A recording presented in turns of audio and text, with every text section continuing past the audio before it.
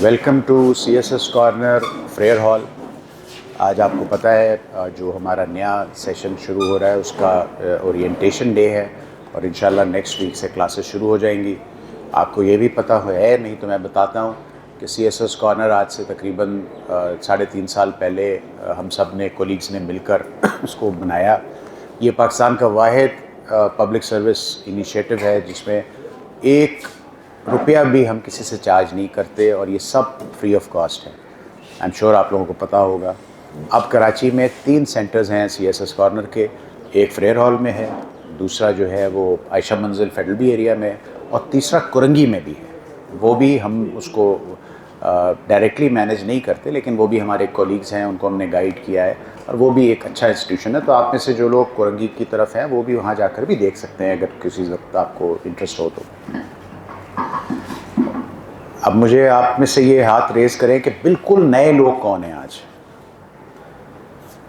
Okay, and some of them आप में से कुछ हैं जो पहले भी सेशंस में आते रहे। ठीक है, तो आपने फॉर्म ले लिए, अपने फॉर्म वगैरह भरे या अभी नहीं? चलिए, बहुत से लोग पूछते हैं कि प्रोसीजर क्या है। कोई बड़ा सिंपल प्रोसीजर है। एक फॉर्म है, आप वो सलीम साहब से ले लीजिए, उसमें डिटेल भर के दे दीजिए। वो आपको एक व्हाट्सएप ग्रुप है उसमें ऐड कर लेंगे। क्लासेस का शेड्यूल उस पर आ जाता है, टाइम टेबल आ जाता है। फेसबुक पर CSS कॉर्नर के नाम से पेज है, उस पर आप चले जाएं। इसको प्रमोट करें अपने अपने सोशल मीडिया से ताकि और लोगों को पता चले, बेहतर पार्टिसिपेशन हो सके जिनको मौका नहीं है। And apart from civil service या CSS के, इसमें PCS के लिए या दूसरे जो पब्लिक सर्विस के एग्ज़ाम्स होते हैं वो भी हम उसकी भी तैयारी करवाते हैं। कुछ इसी प्रोग्राम के साथ हो जाती है।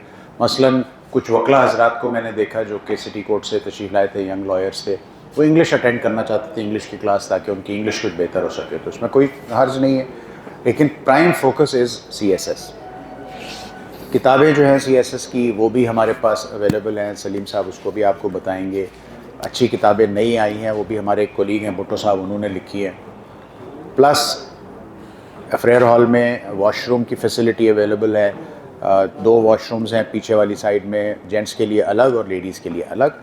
और जो CSS कॉर्नर के स्टूडेंट्स हैं उनके लिए उस पर कोई पेमेंट नहीं है। अगर आपसे कोई पेमेंट मांगे तो आप सलीम साहब को बता सकते हैं। फिर ठंडे पानी की सहूलत है, नमाज़ पढ़ने की जगह है, आपको अपना फ़ोन चार्ज करना है उसके लिए है, लाइब्रेरी खुली रहती है, लाइब्रेरी में न्यूज़पेपर्स आते हैं। साथ साथ आपने अपना एक जो डेकोरम है, डिसेंसी है, डिसिप्लिन है, उसको मेंटेन करना है कि ये सब बच्चियां हैं, इनका ये आपकी अपनी सिस्टर्स की तरह, फैमिली मेम्बर्स की तरह इनका ख्याल रखना है। डिसिप्लिन पे हम कोई कॉम्प्रोमाइज़ नहीं करते। लाइब्रेरी के जो उसूल आदाब हैं, ज़ोर ज़ोर से बात नहीं करना, शोर नहीं करना, क्लिनलीनेस रखना, ये सब आप मेच्योर्ड लोग हैं, इंशाल्लाह ब्यूरोक्रेट बनना चाहते हैं, आपको पता है। बाकी हम ड्यूरिंग द जर्नी आपको बताते जाएंगे। अब आ जाइए कि सिविल सर्विस एग्ज़ामिनेशन CSS क्या है। ये एक हर साल हुकूमत Pakistan federal public service commission के ज़रिए ये इम्तिहान लेती है। इसको उर्दू में मुकाबले का भी इम्तिहान कहते हैं, अंग्रेज़ी में कॉम्पिटिटिव एग्ज़ाम कहते हैं। पूरे पाकिस्तान से स्टूडेंट्स इसमें अपेयर होते हैं और जितनी उस साल जॉब्स होती हैं वो कोटा, प्रोविंशियल एलोकेशन और मेरिट के हिसाब से दी जाती हैं। आपको आम तौर पे लोग ये बताते हैं कि ये बड़ा मुश्किल इम्तिहान है, ये नहीं हो सकता। बिल्कुल ऐसा नहीं है। ये बहुत आराम से आप इसको कामयाब हो सकते हैं अगर आपके पास फोकस है, मेहनत आप राइट ट्रैक पर कर रहे हैं और डेडिकेटेड वे में इम्तिहान की तैयारी कर रहे हैं।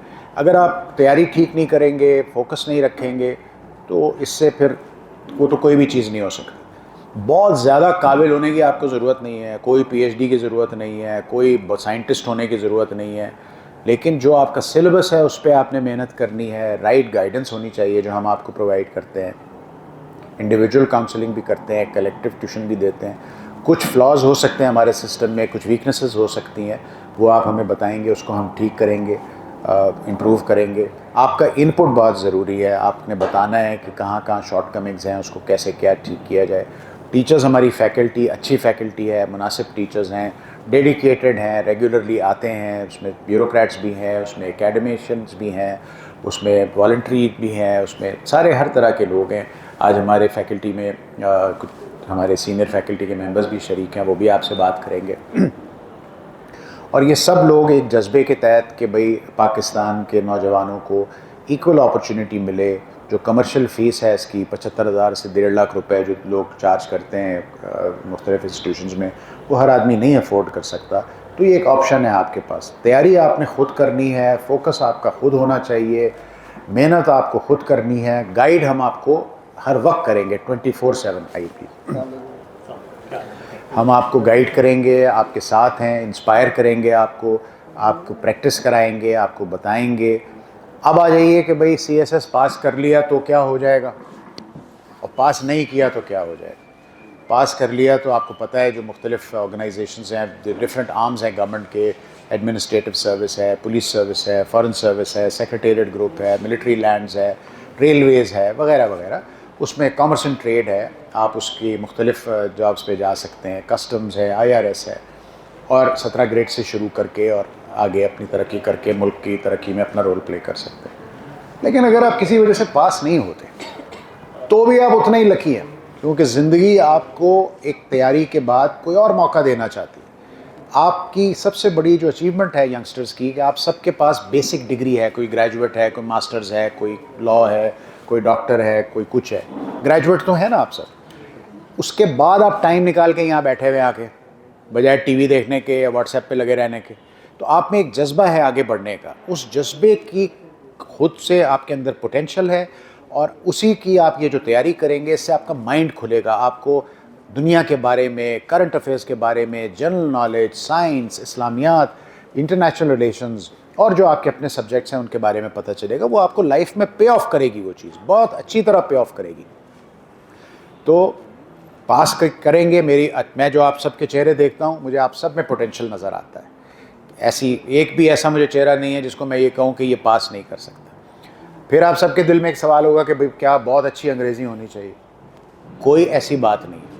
अंग्रेज़ी के लिए हम मैडम हमारे साथ हैं, मैडम सीनियर नेवल ऑफिसर हैं, नेवी के अफसरों को पढ़ाती हैं, हमारे लिए टाइम निकाल के आती हैं। ये आपको अंग्रेज़ी का चैम्पियन बना देंगे अगर आप इनकी बात सुनेंगे। कोई PhD के लेवल की अंग्रेज़ी नहीं है, इंग्लिश लिटरेचर की कोई अंग्रेज़ी नहीं है, नॉर्मल अंग्रेज़ी है। हम सब भी जैसे आप लोग अंग्रेज़ी बोलते हैं, सीख रहे हैं, मुश्किल होती है, मुझे भी होती थी, मेरे और कोलीग्स हैं वो भी आपको बताएंगे। कोई अंग्रेज़ थोड़ी है हमारी फैमिली जो हमें अंग्रेज़ी आएगी। तो काम चलाने की अंग्रेज़ी, लेकिन सही अपना मुद्दा बयान कर सकें, अपना मकसद बयान कर सकें, उतनी अंग्रेज़ी होनी चाहिए। फिर आप कॉन्फिडेंस डेवलप करें अपने अंदर, अपनी ज़ात में बात करना, सवाल करना, खड़े होकर बात करना, हाथ उठा के सवाल करना, खामोशी से शाई नहीं हो जाना है आपने कि नहीं वो अगला पूछ ले, ये नहीं है। पब्लिक सर्वेंट हैं तो आपको हमेशा आगे रहना चाहिए, कम्युनिटी के लिए, पब्लिक के लिए। तो ये बहुत सारा डिस्कशन है जो हम करते रहेंगे। अब हम आगे बढ़ते हैं। अब मैं अपने कोलीग्स को कहता हूँ वो भी आपसे थोड़ी थोड़ी बात करें। अच्छा, ये देखें, ये फ्रेयर हॉल की प्रेमिसेस है, ये बिल्डिंग KMC की ओन्ड है। ऊपर आर्ट गैलरी है, पीछे लाइब्रेरी है। जुनैदुल्लाह खान साहब डायरेक्टर जनरल हैं KMC में, पार्क्स डिपार्टमेंट के, हमारे कोलीग हैं, ये भी हमें सपोर्ट करते हैं। इनका ऑफिस इधर ही कोने पर है। अगर कभी कोई बहुत बड़ा इशू हो जाए, पर्सनल इशू हो जाए, कोई मसला हो जाए, कोई बात ख़राब हो जाए, तो आप इनके ऑफिस में भी रब्ता कर सकते हैं एज एन एमरजेंसी कि जी ये मसला है, फिर वो भी उसमें आपको हेल्प आउट करेंगे। आपने उनको पहचान लिया, बाकी कोलीग्स भी हैं। तो मेरी तरफ से अभी बात मुकम्मल हुई, फिर हमें भी इंटरेक्ट करेंगे। अब मैं चाहूँगा कि हमारे कोलीग हैं ज़ीशान सिद्दीकी साहब, क्योंकि आप लोग सारे जो है ना वो यूनिफॉर्म से इंस्पायर हो सकते हैं, तो इसलिए आज हमने 3 पुलिस अफसरान को रिक्वेस्ट की है कि वो तशरीफ़ लाएँ। तो आप उनको देख रहे हैं, यूनिफॉर्म में हैं, 2 यूनिफॉर्म में।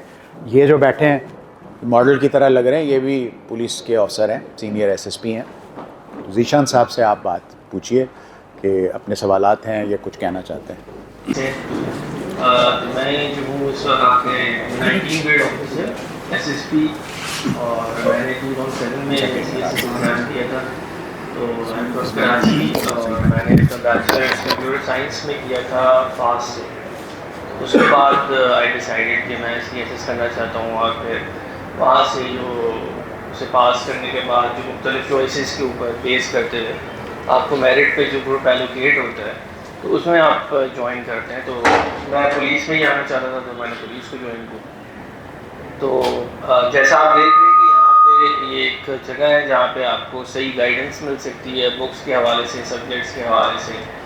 और यहाँ पे फ्री ऑफ कॉस्ट टीचिंग होती है। और हमारे यहाँ पे आने का मकसद यही है आप लोगों को कॉन्फिडेंस देना कि ये जो एग्ज़ाम होता है obviously it's a competitive exam, तो ये थोड़ा सा चैलेंजिंग होता है क्योंकि इसमें आपकी जो मार्किंग होती है वो दूसरे स्टूडेंट्स के मुकाबले में हो रही होती है। अगर जैसे आप लोग सारे एग्ज़ाम दे रहे हैं तो आप लोग जाहिर सी बात है एक दूसरे से compete कर रहे होंगे। जब आपकी गाइडलाइन सही होगी तो आप उसमें सही तरीके से उस पेपर को अटैम्प्ट करेंगे, क्योंकि लिमिटेड टाइम होता है। हो सकता है आपको किसी सब्जेक्ट के बारे में बहुत ज़्यादा नॉलेज हो लेकिन आप उसका पेपर सही ना करके आएँ, ठीक है ना। तो आपका जो सारी स्टडी है वो एग्ज़ाम फोकस्ड होती है। इसमें आपने किसी भी सब्जेक्ट में बहुत ज़्यादा किताबें नहीं पढ़नी, आपने उसमें कोई डॉक्टर या स्कॉलर नहीं बनना, आपने उसे इतना अच्छा करना है कि आप उस पेपर के या एग्ज़ाम में जो क्वेश्चंस हैं उसको आप अटैम्प्ट कर सकें और उसको इस तरह से आप आंसर करें कि आपको उसमें मार्क्स मिल सकें। तो बहरहाल सर ने आपको वैसे ब्रीफ़ कर दिया। आप में से जो नए फ़र्स्ट टाइम आए हैं, अगर कोई सवाल करना चाहे एग्ज़ाम के हवाले से या सब्जेक्ट्स के बारे में जी, तो पूछ सकते हैं आप में से। कौन है जो फ़र्स्ट टाइम आज आ रहे हैं, लेक्चर ले रहे हैं? आप लोग तो आप बताएं आप क्यों इंटरेस्टेड हैं इसमें? वैसे ही आ गए, बैठें बैठें। अच्छा अच्छा ठीक है।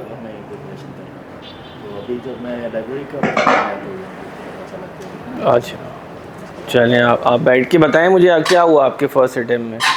मेरा ऐसे रह गया था 38 नंबर। ऐसे में कितने मार्क्स थे आपके? 38, 2 मार्क्स से रह गया। तो आपने क्या, आपको लगता है आपने गलती की है क्या? आई थिंक इंट्रोडक्शन और कंक्लूजन में थोड़ी सी मिस्टेक्स। अच्छा अच्छा, तो क्या टॉपिक था आपका? Digital democracy, digital democracy. Media and political participation. Okay, topic तो आपका अच्छा था। तो चलें, ये हार्ड लक है। तो बाकी सब्जेक्ट क्लियर थे आपके सारे?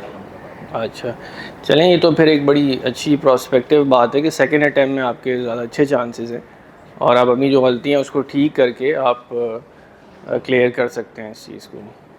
आप बताएं। मेरा नाम हसन अली, मैं डिस्ट्रिक्ट हरीपुर से बिलोंग करता हूँ और यहाँ पे कहाँ से?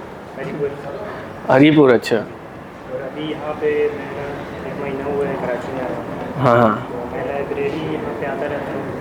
आपने ग्रेजुएशन की हुई है? जी मैंने BS किए हुए जूलॉजी में। अच्छा, जूलॉजी। तो अच्छा अच्छा। यहाँ पे फिर मुझे पता चला CSS करने का, तो मैंने फिर एप्लीकेशन दी।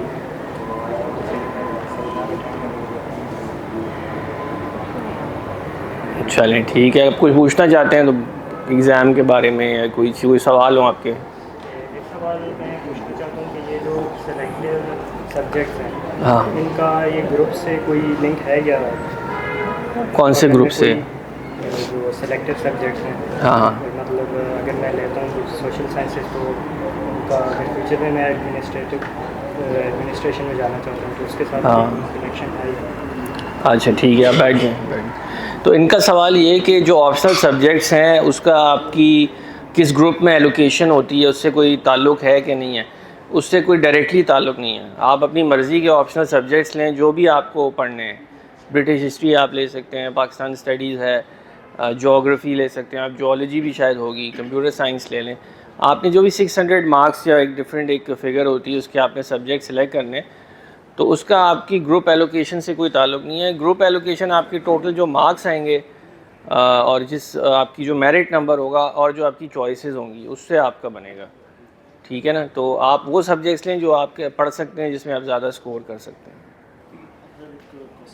जी सर काफ़ी मतलब ये कहा जाता है कि कोई एक सब्जेक्ट होता है जिसको हर साल टारगेट किया जाता है, मतलब कोई सेट होता है कि एक साल में एक सब्जेक्ट को टारगेट किया जाता है, दूसरे साल में दूसरे को। अब जैसे 22 का जो था उसमें पाकिस्तान अफेयर्स का जो पेपर था उसको टारगेट किया गया था। अब वो मैंने खुद जो किया था उसमें 19 मेरे MCQs जो मैं करके आया था वो मैंने बाद में चेक किए थे, तो 19 मेरे MCQs ठीक थे, लेकिन जब रिज़ल्ट आया तो मेरे मार्क्स 13 थे। तो उस टाइम पे काफ़ी जो है ना ये पाकिस्तान अफेयर्स में स्टूडेंट्स को फेल किया गया था, तो उसके बारे में देखें, इसमें बात ये कि फिर भी जो जिन्होंने पास तो किया ही होगा ना, ये तो नहीं है कि सारे फेल हो गए। लेकिन लेकिन सर मेरे MCQ 19 ठीक थे जो मैंने चेक किए थे, लेकिन मेरे मार्क्स तो 13। वो अब आपके एक पर्सनल एक्सपीरियंस है, मैं आपसे बात करूँगा। देखिए ना, वैसे तो पास हुए होंगे ना लोग, तो वो आप कह सकते हैं कभी कोई पेपर टफ आ जाता है या कभी कोई बहुत ज़्यादा किसी सब्जेक्ट के क्वेश्चंस अनएक्सपेक्टेड आ जाते हैं या चेंज कर देते हैं वो, तो वो पॉसिबिलिटी है। तो उसमें आपके मार्क्स कम ज़्यादा हो सकते हैं, लेकिन ऑब्वियसली उसमें ये है कि आप जितनी तैयारी अच्छी करेंगे वो उस हिसाब से होगा, लेकिन कोई टारगेट करने वाली बात नहीं है। बाकी ये कि हाँ, कभी कुछ अनएक्सपेक्टेड भी आ जाते हैं, तो वो अब आप किस्मत भी है, क्योंकि देखें ज़्यादातर तो इस एग्ज़ाम में लक का बहुत बड़ा फैक्टर होता है। लेकिन ऑब्वियसली उसको आप मिनिमाइज़ तब करते हैं जब आपकी तैयारी भी सही हो। अगर आपकी तैयारी सही नहीं है और आप फिर कहें कि मेरी लक भी सही नहीं है, तो वो नहीं होगा। अगर आपकी तैयारी सही है, फिर लक आपको फेवर करे ना करे, दैट्स अ डिफरेंट स्टोरी। तो इसमें ये कि फ़र्स्ट अटैम्प्ट हमेशा आप अच्छी तरह पढ़ के करें। काफ़ी लोग होते हैं पहला अटैम्प्ट ज़ाया कर देते हैं कि जी हम सिर्फ देखते हैं जाके ना कि क्या हो रहा है एग्ज़ाम में। वो चलें, एक अच्छी बात है अगर आप फ़र्स्ट टाइम सिर्फ उसको जाके एक्सपीरियंस करना चाह रहे हैं, लेकिन अगर आप पहली दफ़ा भी अच्छी तरह पढ़ के जाएंगे और फिर आप एक्सपीरियंस आपको हो जाएगा, फिर नेक्स्ट अटैम्प्ट जो है वो आपका काफ़ी बेहतर होगा और उसमें आपके चांसेस भी होंगे कि आप उसको एग्ज़ाम को क्लियर कर सकें। जी जी Why mostly people fail in the essay paper? ये मैडम सोबिया आपको इसका बताएंगी, हमारी जो मैडम सोबिया उसमें मैं हमेशा जो है ना एक अपना, मैं देखिए पर्सनल एक्सपीरियंस ही बता सकता हूँ आपको। तो मुझे याद है कि हमारे जो एग्ज़ाम्स हुए थे उसमें CSS में इंग्लिश ऐसे में क्यों फ़ेल होते हैं उसके बड़े मल्टीपल रीजंस हैं। एक ये कि आप थोड़ा जेन्युइन ऐसे लिखें और अपनी आप जो है ना राइटिंग स्किल्स को बेहतर करें। अक्सर हमारे पास ये होता है कि लोग याद कर लेते हैं ऐसे या रटा हुआ ऐसे वहाँ पे लिख के आ जाते हैं और फिर एक्सपेक्ट करते हैं कि बहुत अच्छा ऐसे हो गया, तो वो जनरली वैसे फ़ेल हो जाते हैं। क्योंकि अगर आप खुद सोचें, आप पेपर चेक कर रहे हैं, तो आपको पता चल जाएगा कि यार ये ऐसे तो बार बार रिपीट हो रहा है, इसका मतलब ये किसी जहांगीर टाइम्स या कोई ऐसे बुक से किसी ने याद किया हुआ है। तो ऑब्वियसली उसके मार्क्स नहीं मिलते और वो फिर एक्सपोज हो जाते हैं। और फिर आपकी वाली बात, कभी अगर ऐसे डिफ़िकल्ट आ गए और जनरली ऐसे टॉपिक्स आ गए कि आपको ख़ुद लिखना पड़े, तो उसके लिए आपकी तैयारी होनी चाहिए। और आप जब पूरा साल तैयारी कर रहे हैं तो अपने राइटिंग स्किल्स को बेहतर करें। ऐसे में आपके पास आइडियाज़ होने चाहिए, पॉइंट्स होने चाहिए, और जितने ज़्यादा आप ऐसेज़ लिखेंगे तो वो आपके लिए बेहतर है। तो इसमें बस ये एक फ़नी स्टोरी जो मेरे साथ हुई थी कि जब मेरा ऐसे था तो ऐसे टॉपिक्स थे कि वो समझ मुझे ख़ुद ही लिखना पड़ा, तो जो याद किए हुए थे वो नहीं चल सके। मतलब याद इन द सेंस कि प्रैक्टिस किए हुए, प्रैक्टिस भी आप करते हैं तो अपना ख़ुद के ऐसे लिखें। मैं तो यही एडवाइस करूँगा आपको कि अगर आप किसी फ़र्ज़ करें आपको कोई पास पेपर्स का भी ऐसे आपने किया हुआ है, तो आप उसे ख़ुद लिखें ताकि वो आपका अपना ऐसे लगे और हो, ताकि आपको लिखने में पता भी चले। तो मैंने फिर ऐसे लिखा, तो मैंने इतना कॉन्फिडेंट नहीं था, मुझे लगा कि यार मैंने तो ऐसे ख़ुद लिखा है। तो मेरी आगे वाली सीट पे एक बंदा बैठा हुआ था, सर विद ड्यू रिस्पेक्ट, तो वो बड़ा खुश जब बाहर निकला ना, तो बहुत नारे मार रहा है कि जी मेरा तो 100% ऐसे लग गया। तो अच्छा, मैं खड़ा हुआ था, मैंने कहा यार ये तो मेरे आगे ही बैठा हुआ है। तो सब उसके गिरगिल लोग खड़े हो गए ना, उसने जैसे ही नारा लगाया कि मेरा तो 100% ऐसे लग गया, तो सारे लोग खड़े हो गए कि यार ये 25-30 लोग, जैसे आप लोग मुझे सुन रहे हैं इस वक्त कि ये पता नहीं मैं क्या बात कर रहा हूँ। तो मैं भी बड़ा डिसअपॉइंट हुआ, मैंने कहा यार ये तो उसका लग गया और पता नहीं इस ऐसे के तो पता नहीं पास हो जाएगा। तो आप डीमोरलाइज़ ना हो, क्योंकि उसके बाद वो पहला पेपर होता है, उसके बाद बहुत सारे पेपर्स आपने देने होते हैं। तो मैंने कहा चलो अल्लाह मालिक अब बाकी पेपर्स देते हैं। हालांकि मैं बड़ा परेशान हुआ कि यार ये शायद मेरी तैयारी गलत थी। तो लेकिन जब वो रिज़ल्ट आया तो वो फ़ेल हो गया था इंग्लिश में ही, ऐसे में ही। तो बात ये कि इसमें हम कुछ कह नहीं सकते, लेकिन द बेस्ट थिंग इज़ कि आप अपनी इंग्लिश को बेहतर करें। अगर आप देखें इसके अलावा प्रेसी को बेहतर करें, ग्रामर को बेहतर करें, और प्रैक्टिस से आप बेहतर कर सकते हैं। इंग्लिश को आप देखें, इंग्लिश इज़ समथिंग जो आपको लॉन्ग वे पूरी लाइफ में हेल्प आउट करेगी। अगर आप CSS क्लियर ना भी कर सकें, लेकिन फिर भी अगर आपकी रिटन, स्पोकन इंग्लिश, ग्रामर आपकी सही है, तो आपको हर फील्ड में आगे जाके ऑफिस में आपको हेल्प आउट करेगी। तो उसके ऊपर सिंसियरली मेहनत करें।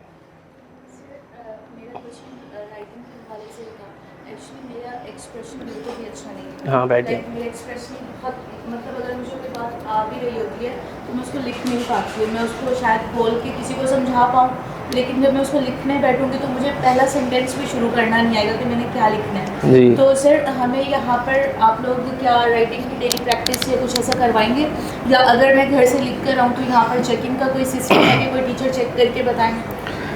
जी बिल्कुल, देखें आप, मैं वही बात कर रहा हूँ कि एक बात कहना बड़ी आसान डिफरेंट होती है। अगर मैं आपसे एक टॉपिक पे बात करने के लिए कहूँ तो आप शायद बहुत अच्छा बात कर लें, लेकिन जब मैं उसी टॉपिक पे आपको कहूँ कि अपने इंग्लिश में ऐसे लिखना है, तो फिर अब हर बंदा है उसको अलग अलग तरीके से लिखता है और उसके आइडियाज़ डिफरेंट होते हैं। उसमें फिर देखने होते हैं कि आइडियाज़ कैसे हैं, फिर उनका फ़्लो कैसे है, और सारे आइडियाज़ डिस्कस हुए कि नहीं, इंट्रोडक्शन है, कंक्लूजन है, तो एक पूरा पैटर्न है। तो जब आप ऐसे में यहाँ पे आएंगे, ऑब्वियसली आपको हमारे टीचर्स या हम लोग अब आपको बताएंगे कि ऐसे में ये चीज़ें हैं, और बिल्कुल आपके ऐसे चेक भी हो सकते हैं। अगर आप रिक्वेस्ट करेंगी यहाँ पे टीचर्स को, या आप हमें भी इवन कहेंगी तो हम उसको चेक कर देंगे। लेकिन बात है कि आपको ख़ुद भी एक आइडिया होगा कि मैं किस तरह का लिख रही हूँ, और आप उसमें इम्प्रूवमेंट करती हैं। अगर आपको पता है कि आपको ये प्रॉब्लम है, तो आप देखें, आपको आज से आप काम करना स्टार्ट करेंगी तो 6 महीने बाद, 4, 5, 6 महीने बाद कंटिन्यूसली आप लिखती रहेंगी तो आपको एक आइडिया हो जाएगा और आप बेहतर लिख रही होंगी जो आप आज लिखें। इसमें इसका हल यही है कि आप लिखना स्टार्ट करें, और सही लिख रही हैं, गलत लिख रही हैं, उसको चेक करवाएं। अगर जो गलती हैं उनको सही करें, तो अपने आप को इसी तरह आप डे बाय डे इम्प्रूव करें, ताकि कोई साल बाद जब भी आपका एग्ज़ाम हो तो आप एक आज से आप बेहतर लेवल पे हो। इसका कोई, मैं ये नहीं, उसका अगर आप रटे वाला ऑप्शन देखें, उसमें कोई बुराई नहीं है, आप बिल्कुल याद करें पॉइंट्स, फिगर्स, लेकिन आपकी राइटिंग अपनी हो। अगर आप अपने आइडियाज़ लिखेंगे तो वो ओरिजिनल लगते हैं। जो हमारे ऐसे के टीचर होंगे उन्हीं से चेक करवाएंगे? हाँ, उनसे भी चेक करवा देंगे। अगर आप रिक्वेस्ट करेंगी हम में से किसी के लिए तो हम भी चेक कर देते हैं, ठीक है ना। वो सलीम साहब यहाँ पे होते हैं, तो लेकिन मैं यही ज़ाहिर है हमारे पास इतना टाइम नहीं होता कि रोज़ाना, लेकिन जो अगर आपको लगता है कि ये ऐसे मैंने बहुत अच्छा लिखा है और मैं चाहती हूँ कि आप मुझसे चेक कराना चाहती हैं, सर तारिक से या बाकी किसी टीचर से, तौकीर से, तो फिर आप उसमें मेंशन कर दें तो हम में से भी कोई चेक कर लेगा। लेकिन ऑब्वियसली वो ऐसा हो जो आपने बड़ा अच्छा टाइम लगा के लिखा हो, ताकि जो आपको ख़ुद भी अपना बेस्ट लग रहा हो उसके ऊपर आप डेफिनेटली चेक करवाएं उसको। चलें, और किसी का? जी, मेरा सवाल कंटेंट के हवाले से, जो सिलेबस है CSS का, सर 2 तरह के रिसोर्सेज हैं, या तो आप पढ़ें या मतलब गूगल वगैरह या इंसाइक्लोपीडिया, उस पर आप तैयारी करें, मतलब सिलेबस को टारगेट करके। तो क्या सर वो जो हम गूगल से तैयार कर रहे हैं अपना टॉपिक वगैरह, क्या वो एग्जामिनर के पॉइंट ऑफ व्यू को मतलब वो सेटिस्फाई करेगा, वो जो कंटेंट है? किस सब्जेक्ट की बात कर रहे हैं? सर कोई से अभी सब्जेक्ट है, जनरल सब्जेक्ट 12 सब्जेक्ट है। हाँ, तो अगर हम एक सोर्स से बुक इस्तेमाल करते हैं उस टॉपिक को तैयार करने में, या सर हम जो है वो गूगल का कहीं से हेल्प ले लेते हैं, तो वो कंटेंट जो है उसका वेट इतना होगा कि वो पॉइंटर एग्जामिनर को सेटिस्फाई कर सके? देखिए, अब ये हर सब्जेक्ट टू सब्जेक्ट वेरी करता है। तो ऑब्वियसली अगर आप ज्योग्राफ़ी या हिस्ट्री की बात कर रहे हैं तो आप 2-3 बुक से अगर आप करके नोट, देखिए नोट्स आप सब ने बनाए होंगे इंटर में और यूनिवर्सिटीज़ में आप नोट्स बनाते होंगे।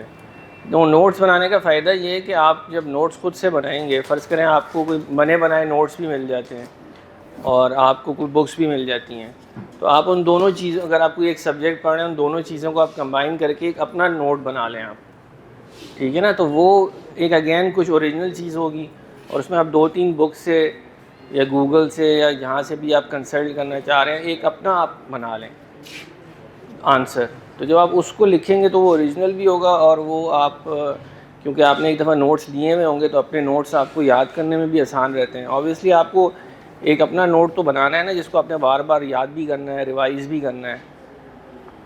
तो वो आप जितना अच्छा करेंगे उसमें उतना बेहतर है। हिस्ट्री में जैसे अगर आप उसमें कोट्स डाल दें, डिफरेंट बुक्स के रेफरेंसेस डाल दें, तो ये चीज़ें अच्छी होती हैं नॉर्मली जब आप आंसर कर रहे होते हैं। इसी तरह बाकी सब्जेक्ट्स है, जैसे ज्योग्राफ़ी है, उसमें आप डायग्राम्स डाल सकते हैं।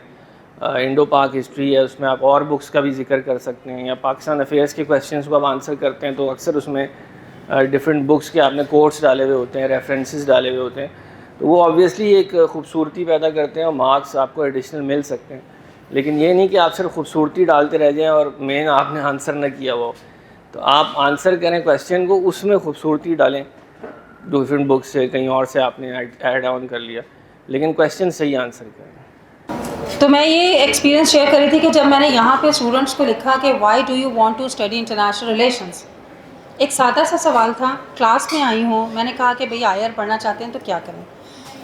बिलीव मी, 3 से 4 जुमलों में मैंने, जो कोई स्टूडेंट्स बैठे होंगे जिनका मैंने चेक करके दिया, they will witness on this, कि वो मैंने हर चीज़ अंडरलाइन ही की हुई थी कि आपको लिखना कैसे चाहिए था, ये क्या बात लिखी है।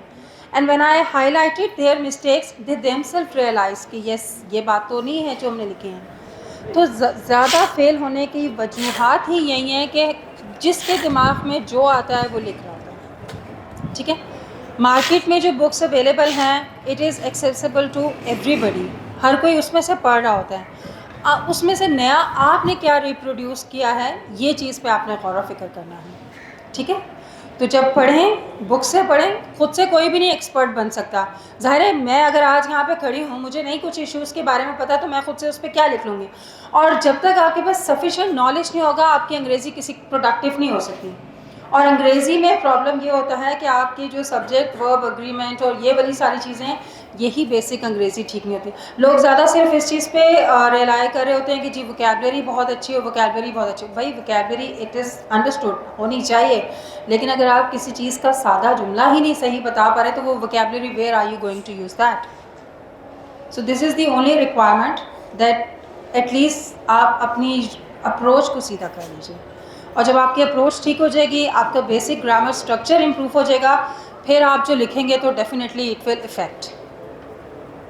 एंड लॉजिकल ज़रूर लिखना है, मैं बार रिपीट कर रही हूँ। आपके अगर विज़न में लॉजिक्स नहीं है, आपकी लिखाई में लॉजिक्स नहीं है, तो फिर कोई फ़ायदा नहीं। और दूसरी बात ये होती है कि स्टूडेंट्स जब लिखने बैठते हैं ना, तो वो ये चीज़ समझते हैं कि अगर मैंने 25 सफ़े लिख लिया ना, ओहो हो ज़बरदस्त, 3 कॉपीज़ मैंने भर दी हैं।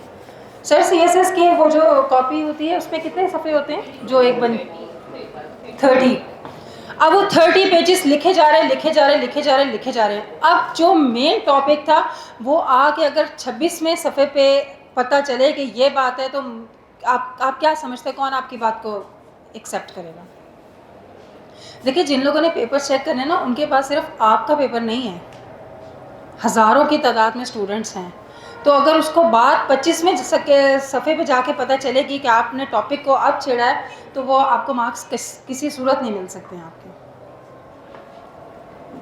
ठीक है, डू प्रॉपर स्टडी, रिसोर्सेज को यूज़ करें, चाहे गूगल से उठाएं, यहाँ पे जो किसी ने बात की थी, चाहे गूगल से ले लें, चाहे डॉन न्यूज़पेपर पढ़ लें, चाहे जो मार्केट में बुक्स अवेलेबल हैं उससे पढ़ लें, कहीं से तो किसी ने पढ़ना है ना। अब आपको सिर्फ अपना सीधा करनी है कि आप किस तरीके से चीज़ों को लेकर दें जाएंगे। ठीक है, और किसी को अगर गाइडलाइन चाहिए तो वी आर हेयर, करेक्शन जो है वो हो जाती है। मुझे स्टूडेंट्स बल्कि देते रहे हैं कि ये हमारे आंसर हैं, इसको आप चेक कर लें, और मैंने उनको बता दिया था कि इसमें आपकी ये प्रॉब्लम्स हैं। ठीक है, CSP ऑफिसर तो ऑब्जर्वेशन कुछ होगी, लेकिन एकेडमिक से बिलोंग करने की वजह से मेरी अप्रोच थोड़ी सी डिफरेंट है। एकेडमिक्स जो है ना, वही इम्पॉर्टेंट है, क्योंकि उधर जो चेक करने वाले आपके क्वेश्चन पेपर्स हैं, वो एकेडमिशियंस हैं, ब्यूरोक्रेट्स पेपर नहीं चेक कर रहे होते। और अब ये तो जर्नी शुरू है, मैडम आपके साथ हैं, अंग्रेज़ी एक डेफिनेटली एक सेंसिटिव एरिया है, तो आपको इनकी गाइडेंस रहेगी और आप सारे सवाल इनको उसमें कर सकते हैं। अब मैं ज़ुबैदा को रिक्वेस्ट करूँगा कि वो भी आपसे थोड़ी बात करें। कंट्रीमैन का क्या स्टांस है? डेफिनेटली आप उनका पर्सपेक्टिव भी देखें, जो हिस्टोरिकल फैक्ट्स हैं वो चेंज नहीं हो सकते, क्लेम तो सबका है, लेकिन जो आपने उसको स्टांस देना, ये नहीं हो सकता कि पाकिस्तान में रहते हुए, पाकिस्तान की पब्लिक सर्विस का मेंबर बनते हुए, हो सकता है आप हमारे सर्विस में जाना चाहें, वहाँ बैठ के आप इसराइल के पॉइंट ऑफ व्यू को सपोर्ट करें। Nationalism has to proceed, your countries stand, your religion है, जैसे रिलीजन में जो दूसरे रिलीजन वाले हैं वो अपने रिलीजन पे उतने ही स्ट्रॉन्ग होते हैं जितने हम अपने मज़हब पर, लेकिन आप उसको भी रिस्पेक्ट करते हैं, उसको छेड़ते नहीं, लेकिन अपनी बात पे स्टिक करते हैं। तो ऐसी सिचुएशन में आपको वो स्टांस लेना है जो आपके मुल्क का, आपकी खारजा पॉलिसी का या आपके बिलीव्स का हिस्सा है, इर्रिस्पेक्टिव के आपको उसमें कोई नई बात पता चली है कि नहीं सारा आलम इस्लाम गलत है और इसराइल सही है, तो वो अपनी जगह हो सकता है, that is everybody is right to understand, but public service के लिए आपको स्टांस रखना है। अब मैं ज़ुबैदा को कहूँगा वो भी आपसे बात करें। Assalamu alaikum. Most of the people who are sitting here, they must be aware who I am, and I don't have to introduce myself as such. I am just one of the teacher here who teaches international relations and who provides some counseling as well. Before we begin to the journey, एक सवाल आप सब से, do you really know आप यहाँ पे क्यों आए हैं? Do you realize that? Do you have understanding? Whatever you are doing, what exactly you are doing, why are you doing that? So first of all, you need to realize that why we are doing what we are doing. If we have to pursue the CSS examination, why exactly? What's the thing which is pushing us towards this specific journey? Because it's not just confined to secure a one government job. However, it comes with the entire package. Whether you want to serve the country in some capacity, or whether you are just here to secure one job, right? One thing. The second thing is CSS examinations. It equips you with so many things. To begin with, we can say the understanding of legal matters about your very country, and the matters which are pertinent in governance, right? And the matters which deals with the current affairs and international relations, something which you have to deal in your daily life, something which is not confined to the civil services only, right? Then you need to ask that whether you will be able to commit yourself with this journey, whether you will be able to give your 100% to achieve whatever you have set for yourself. Like you have set you have set some goals for 5 years, for 3 years, for 10 years. Are you able, are you committed with yourself to get that? आपके अंदर वो ability है कि आप उस चीज़ को परसू कर सकते हैं. अगर आप उस चीज़ को परसू कर सकते हैं तो CSS is just one Avenue, you can do anything. सही है. तो सबसे पहले तो ये क्लैरिटी लेकर आइए कि आपको जो करना है वो क्यों करना है और किस हद तक करना है. ठीक है. अगर सिर्फ जॉब सिक्योर करनी है, there are n number of avenues which you can explore. CSS is not the last thing. सही है. It's not the only thing. सही हो गया. Second thing is why we are doing what we are doing. This CSS corner thing is actually a contribution towards the public. सही है. Why every one of us, why each member of faculty is present here and serving here. सही है. Contributing back, sharing their knowledge, their insights, their experiences. Why they are doing that? Because we want you to have something. We want you to have whatever we had already. We want you to equip yourself with those very skill set which we have acquired after so many years of experience, after so many years of hardships, right? We want you to acquire that. Why? Because ultimately every one of us has to serve the country, isn't it? End goal क्या होना चाहिए? पाकिस्तान जी ऐसे ही जो है वो इधर उधर डोलते रहे जियो इकोनॉमिक्स के अंदर, या फिर पाकिस्तान एक अच्छी कंट्री बन के उभरे. तो ऐसा तो नहीं हो सकता ना कि मैं और सिर्फ फैकल्टी मेंबर्स ही कॉन्स्टेंटली कंट्रीब्यूट करते रहेंगे. आपको भी तो इस चीज़ का पार्ट बनना है. Whether you choose this path CSS वाला या फिर आप कोई और काम करें, the ultimate goal is to serve the country. And उसके प्रीरेक्विजिट्स क्या हैं? You have to have the clarity in your mind that whatever you have in your mind, is this correct? आपके जो गोल्स हैं क्या वो आपके current situation के साथ अलाइन करते हैं, लॉजिकल हैं? अगेन जैसे आपकी टीचर ने पहले आपको प्रीवियसली कहा, क्या वो अलाइन कर रहे हैं? अगर वो अलाइन कर रहे हैं तो you need to design a framework for your own self. हम यहाँ पे आके लेक्चर्स देते रहें, काफ़ी अरसे तक पढ़ाते रहें, कॉन्स्टेंटली क्लासेस लेते रहें, चेकिंग भी करते रहें, दैट वुड बी ज़ीरो अगर आपका कमिटमेंट नहीं होगा, अगर आप हमें आउटपुट नहीं देंगे. समझ आ रही है? जब तक आपका आउटपुट नहीं आएगा, जब तक आप अपने अंदर वो एबिलिटी नहीं पैदा करेंगे, जब तक आपके अंदर अंडरस्टैंडिंग नहीं आएगी कि मैं जो करना चाहता हूँ वो मेरे लिए इतना ज़रूरी है और मुझे हर हालत में उस चीज़ को अचीव करना है, तब तक आप अचीव नहीं कर सकते. No matter how much we put our efforts, no matter how much we put our time and invest ourselves in. ठीक है. तो it's a give and take. सही हो गया. एकेडमिक की आपकी बहुत सारी बातें ऑलरेडी एड्रेस हो जाएंगी जब आप अपने डिसिप्लिन से स्टार्ट करेंगे. जब आप में से कितने लोगों ने आज तक का CSS के जो 12 सब्जेक्ट्स हैं उनका सिलेबस पढ़ा है? ऑनेस्टली, सिर्फ honest answers. Very nice. May be 20% of the entire people, यहाँ पे जितने लोग हैं उनका 20%. This is the answer of your you know very much motivation, कि आप कितने मोटिवेटेड हैं CSS करने के लिए. जब मुझे कोई काम करना है तो मुझे उस चीज़ की प्री रेक्विजिट से आगाह होना पड़ेगा. हर हालत में मुझे पता होना चाहिए कि उसके डूज एंड डोंट्स क्या हैं, उसकी कंडीशंस क्या हैं. तो क्या ये आपकी गलती नहीं है कि आज तक आपने एक सिलेबस पढ़ने तक की जो है वो जहमत नहीं की है? I am not demotivating you, I am not discouraging you, I am just giving you the reality check. सही है? If you want to achieve something, there are certain prerequisites which you have to fulfill either way, right? So until unless you fulfill those all conditions, you won't be able to get there. सही है? ये याद रखना है. और हम में से हर कोई जो यहाँ पे आके, we have been serving people for more than 3.5 years, right? We have started in what, 2020 or something? We have started in 2020, right? I've been associated with this forum since then.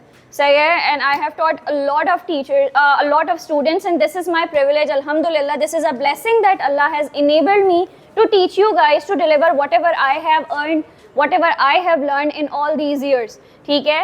I came back and I stayed in Pakistan because I wanted to serve my people. सही है? In any capacity, which I'm doing, alhamdulillah, I'm pretty much proud of myself that I'm doing it in my best capacity. जिस तरह से मैं अपना बता सकती हूँ, जैसे काउंसिल कर सकती हूँ, लेकिन आपकी भी कोई जिम्मेदारी बनती है. सही है? आपकी जिम्मेदारी ये बनती है कि जो पहले प्री रिक्विजिट्स हैं उनको पूरा करें. सिलेबस आपने पहले पढ़ना है, आपने ये आइडेंटिफाई करना है कि अगर आपने CSS करना है तो क्यों करना है, अगर CSS करना है तो कौन से डिपार्टमेंट में जाना है जो आपके परफेक्टली एकेडमिक बैकग्राउंड के साथ अलाइन कर रहा है. ठीक है? बहुत से लोग ऐसे होते हैं मेडिकल पढ़ के जो है वो CSS कर रहे होते हैं, तो वहाँ पे इट्स जस्ट माय ओपिनियन कि वो पॉलिसी मेकिंग वाली जो चीज़ है और पॉलिसी इनिशिएटिव्स जैसे आपको लेने पड़ते हैं, वहाँ पे शायद एक अंडरस्टैंडिंग का लैक हो. But just because that they have secured that job, nobody can question them. But the acumen, the understanding, एक बंदा जिसने पॉलिसी मेकिंग पढ़ी होगी वही उस चीज़ को बेहतर डील कर सकता है ना. एक ऐसा इंसान जिसने इंटरनेशनल रिलेशंस पढ़ा होगा वही फॉरेन ऑफिस में जाके ज़्यादा बेहतर तरीके से प्रोडक्टिविटी के साथ सर्व कर सकता है, क्योंकि उसको पता होगा, उसका एकेडमिक बैकग्राउंड होगा. ठीक हो गया? Am I talking to the robots or what? Are you guys getting what I'm trying to make you understand? Please correct me if I'm wrong at any point. Am I able to make you understand my point? आपको अपने आप से committed होना है.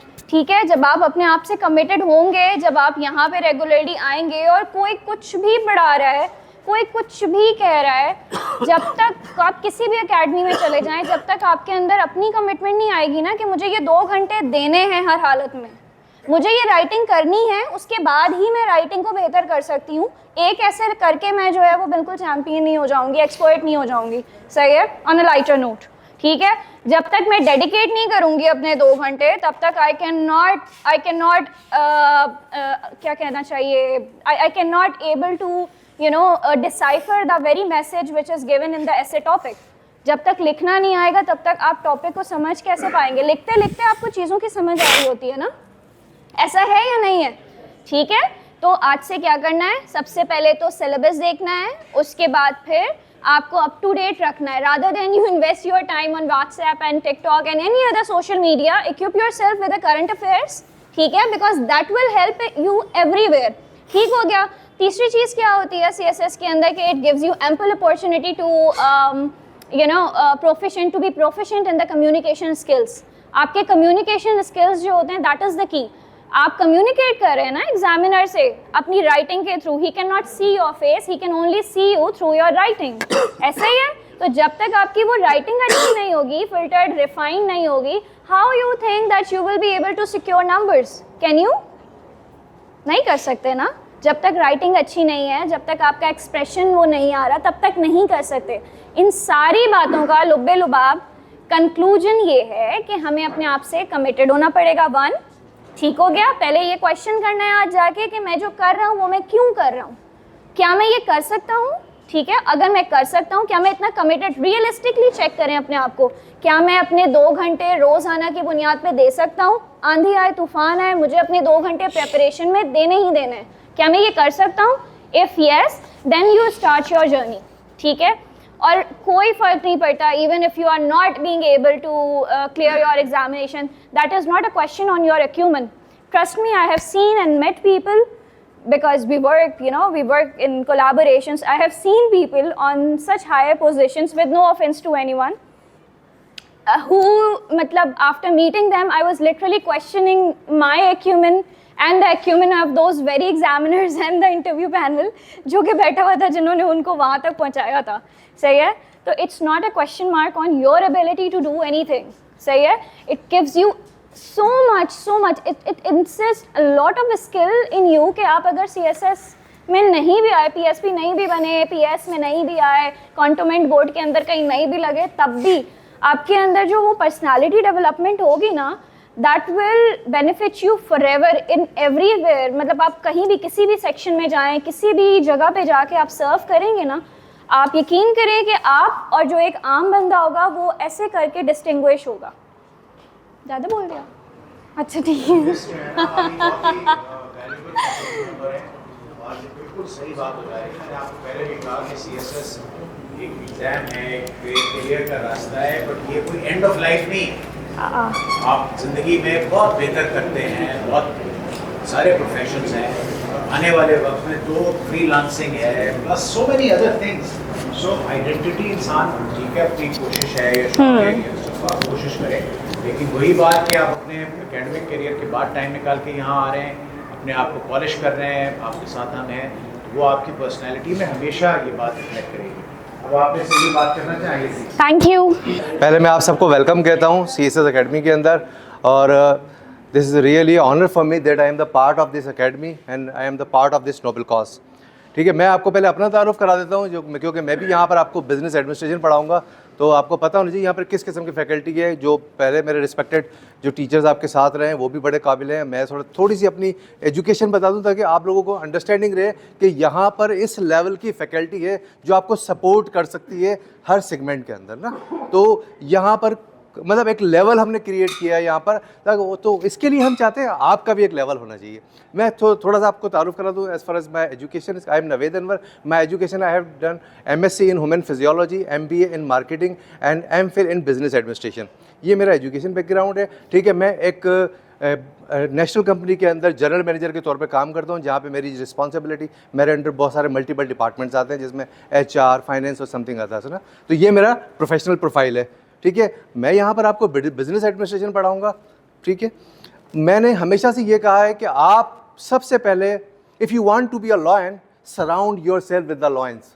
देखिए, इस society के अंदर ज़्यादातर लोग, I am very sorry to say, 99% लोग आपको डिस्करेज करेंगे. वो आपको मल्टीपल चीज़ें बोलेंगे. आपकी ये वाली ज़बान है तो आपका CSS नहीं हो सकता, आप इस ज़िले से ताल्लुक़ रखते हैं तो आप CSS नहीं कर सकते, आप CSS तो सिर्फ सोलंगी का होगा, कोई फलाने का होगा, इस ज़िले से होगा. ये सारी चीज़ें क्या है, ये आपका मोरल लो करने के लिए होती है. आपने इनकी किसी बातों में नहीं आना. आपने अपनी एबिलिटीज़ पे कॉन्फिडेंस करना है.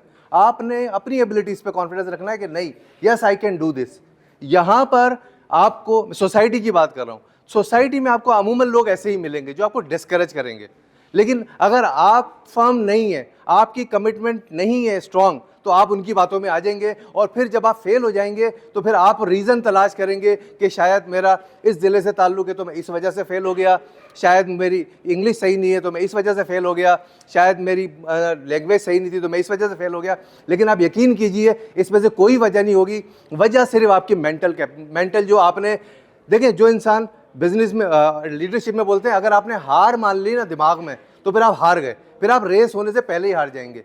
तो मैं ये चाहता हूँ आप लोग किसी भी किस्म की लेवल पे, किसी भी किस्म इस टाइप की जो टॉक्सिक बातें होती हैं उस पर आप बिल्कुल भी ध्यान ना दें. आप अपनी एबिलिटीज़ पे ध्यान दें. और हम आपकी यहाँ पर एबिलिटीज़ हैं आपको फाइन करने के लिए, आपको पॉलिश करने के लिए. यहाँ पर आप देखें, सारे शाइन ऐसे अच्छे लोग बैठे हुए हैं जो आपको हेल्प करने के लिए हैं, जो हमारी कमिटमेंट है आपके लिए. तो अगर आपकी कमिटमेंट आपके साथ है तो आप यकीन करें, आप हमें अपने आप से 2 कदम आगे पाएंगे. और इस पर ना कोई टाइम की बाउंड है, ना कोई क्लास का है, उसके अलावा भी आपके लिए हम हाजिर हैं. ठीक है, ये जब हमने यहाँ ज्वाइन किया है ना, तो ये कमिटमेंट कर ली है अपने आप से कि आप लोगों को आगे लेकर आना है. तो अब ये आपके ऊपर है. इसमें हमारा किसी का फैकल्टी का कसूर नहीं होगा अगर आप नहीं कर पाते तो. ठीक है, we are available even 24/7 for me, ठीक है, आपके लिए अवेलेबल है। जो भी कोई काम हो आपको इससे रिलेटेड या सब्जेक्ट से रिलेटेड या ऑफ द सब्जेक्ट जो आप समझते हैं कि आप मुझसे बात करके कुछ आपको हेल्प मिल सकती है, you can call to me any time, ठीक है। This is all about from my side and wish you best of the luck. तारुफ के लिए बस इतना ही काफ़ी है कि मैं एक तालिब इल्म हूँ और यहाँ आपकी खिदमत के लिए कभी कभार हाज़िर होता हूँ। इस्लामिक स्टडीज़ मैं पढ़ाता हूँ अल्हम्दुलिल्लाह। मैं 2000 का कराची यूनिवर्सिटी का पोजीशन होल्डर हूँ अल्हम्दुलिल्लाह। जो इनपुट मैं दे सकता हूँ मैं कोशिश करता हूँ अच्छे अंदाज में आपको, और ट्रेंड से थोड़ा सा हट के। अभी सब ने ये बातें कि हकीकत यही है कि हम रट्टे की तरफ जाते हैं, ये चंद चीज़ों पर इत्तेफाक करके तो एग्ज़ामिनर जांच लेता है कि बंदे की डेप्थ क्या है। लिहाजा इन चीज़ों को खुद रीअरेंज करें, उस टॉपिक को आप फिर पार्ट्स में डिवाइड करें, हेडिंग्स बनाएं, उसके अंदर अच्छा मैटर जो है उसको इस्तेमाल करें। रही दूसरी बात, आप सब यहाँ आए, मोस्ट वेलकम। किसी का कहना है कि सोच समझकर फ़ैसला करना बहुत अच्छी बात है, लेकिन सिर्फ सोचते रहना ये बहुत बुरी बात है। फिर फ़ैसला कर लेना और उसके बाद सोचना ये उससे ज़्यादा बुरी बात है। तो सबसे पहले आपको क्लियर होना चाहिए आप क्या करने जा रहे हैं। तो हकीकत ये अभी सर से बात हो रही थी कि तालीम वैसी मुश्किल हो गई है, तरबियत तो ख़त्म हो गई, तालीम भी टोटल कमर्शियल हो गई। लिहाजा हर कोई कमाने के चक्कर में, तो ऐसी खुश्क साली और काहत में CSS कॉर्नर का फोरम आपके लिए an oasis in the desert. हकीकत में इन्होंने एक सदा बुलंद की सलाह आम है यारान नुक्तादां के लिए आप आएँ फ्री ऑफ कॉस्ट। आपको यहाँ पर गाइडेंस भी प्रोवाइड की जा रही है, आपको कोच भी किया जा रहा है, आपकी तरबियत भी की जा रही है, और अल्हम्दुलिल्लाह ग्रुप के अंदर हम कांटेक्ट में होते हैं आपसे। अक्सर स्टूडेंट जो है वो इवन लेट नाइट भी बाज़ औक़ात राब्ता करते हैं। अल्हम्दुलिल्लाह जो कुछ हम जानते हैं उनको उस पर रिप्लाई भी करते हैं, इसको हम रिस्पॉन्स करते हैं उनको। लिहाजा इस हवाले से आपकी भी थोड़ी सी ज़िम्मेदारी बनती है। मैं पिछले दफ़ा भी शेर भूल गया था कि हमने माना कि कुछ नहीं गालिब, मुफ्त हाथ है तो बुरा क्या है। ज़रूरी है कि आप लाखों रुपए लगाकर वही काम करें जो आपको यहाँ फ्री में मिल रहा है, लेकिन हम ना कदरें। हमारी फितरत में कि जो चीज़ हमें फ्री ऑफ कॉस्ट मिलती है हम उसे फॉर ग्रांटेड लेते हैं। चले गए सो चले गए, आगे अक्सर बेचारे हुंगरे होते हैं। ठीक है, मजबूरी से ही वो जॉब कर रहे हैं, कहीं पे थक जाते हैं या कुछ है, लेकिन हकीकत में आपको यहाँ अटेंटिव रहना चाहिए। तो फिर वो जुमला दोहराऊँगा कि टीचर की ज़बान बोलती है, आपकी आँखें बोलती हैं। जितना इंटरेक्शन अच्छा होगा इतनी चीज़ बेहतर तरीके से डिलीवर होगी। ऑडियंस आएंगे तो टीचर का हौसला ही बढ़ता है कि ठीक है जी कोई आ रहा है सुनने के लिए। वो बेचारा मेहनत करके आ रहा है और सामने सोखता पड़ा हो। तो इसमें आपकी भी थोड़ी सी जिम्मेदारी है कि आप भी अपनी रिस्पॉन्सिबिलिटी को महसूस करें और बाकायदा इन्वॉल्व हों इसके अंदर। तो चाहे जर्मन का गोएटे हो, पाकिस्तान के अल्लामा इकबाल हो, दोनों का थीम यही है, उन्होंने जवानों को फोकस किया है। आप कौम का मुस्तकबिल हैं और इस बात का भी खुले दिल से इतराफ़ करना चाहिए कि हमने आपके हाल का ये हाल कर दिया है कि आप बदहाल हो गए। आपको शिकवा बिल्कुल आपका बजा है, लेकिन फिर कह रहा हूँ कि ऐसे में ऐसे फोरम का दस्तयाब होना किसी नेमत से कम नहीं है। इसकी कदर करें और फुली इन्वॉल्व हों इस चीज़ के अंदर।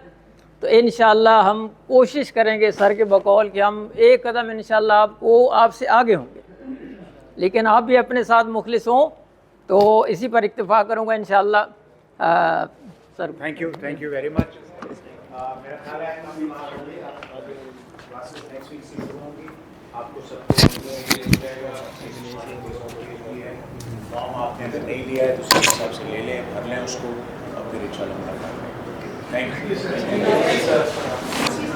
बिस्मिल्लाहिर्रहमानिर्रहीम। एंड आज मुझे यहाँ आके बहुत बड़ी खुशी हुई और एक अच्छा भी लगा, और मुझे अपने जो CSS प्रिपरेशन वाले डेज़ थे वो मुझे याद आ गए, और इन यंग कैंडिडेट्स के साथ मिलके और इनके साथ बात करके बहुत अच्छा लगा, और I was very happy to share my experience with them.